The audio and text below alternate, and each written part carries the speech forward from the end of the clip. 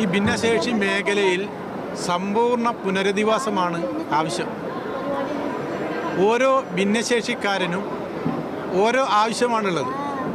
അപ്പോൾ ഓരോരുത്തരെയും വ്യക്തിപരമായി സ്ക്രീൻ ചെയ്ത് അവരുടെ ആവശ്യങ്ങൾ എന്താണ് എന്ന് കണ്ടറിഞ്ഞ് അത്തരത്തിലുള്ള ഒരു പുനരധിവാസം, റിഹാബിലിറ്റേഷൻ, അതാണ് ഇന്ന് നമ്മുടെ ഭിന്നശേഷി മേഖലയിൽ അത്യാവശ്യമായിട്ടുള്ളത്. പ്രത്യേകിച്ച് കാസർഗോഡ് പോലെയുള്ള മേഖലയിൽ എൻഡോസൾഫാൻ ദുരിതബാധിതർ 10,000-കണക്കിന് ആൾക്കാരുണ്ട്. ഒരു വീട്ടിൽ ഉള്ള കുട്ടികൾ മുഴുവനും ഇത്തരത്തിൽ ഭിന്നശേഷി, multiple disability, autism, cerebral palsy, mental retardation, മറ്റ് പലതരത്തിലുള്ള അംഗവൈകല്യം, കാഴ്ച വൈകല്യം, കാഴ്ച ഇല്ലാത്തവർ.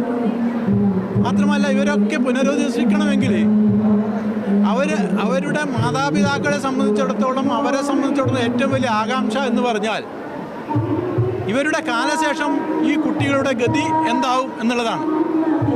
അങ്ങനെ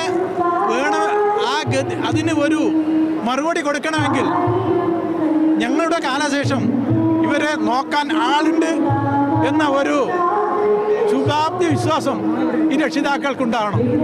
അത് ഇല്ലാത്തിടത്തോളം കാലം തീർച്ചയായും ഈ രക്ഷിതാക്കൾക്ക് ഒരു വലിയ ഒരു പ്രയാസം തന്നെയാണ്. അവരുടെ ജീവിതകാലം മുഴുവൻ കഷ്ടത തന്നെയാണ്. കഷ്ടതയിൽ തന്നെ അവർ മരിക്കുന്നു എന്നുള്ളതാണ്. അവർക്ക് കൂടുതൽ ആയുസ് പോലും ഈ രക്ഷിതാക്കൾക്കും ഉണ്ടാവില്ല, ഭിന്നശേഷിക്കാർക്കും ഉണ്ടാവില്ല. ഈ ഒരു സ്ഥിതിവിശേഷമാണുള്ളത്. അപ്പോൾ സമ്പൂർണ്ണ പുനരധിവാസം എന്നുള്ള പ്രക്രിയ വേണം.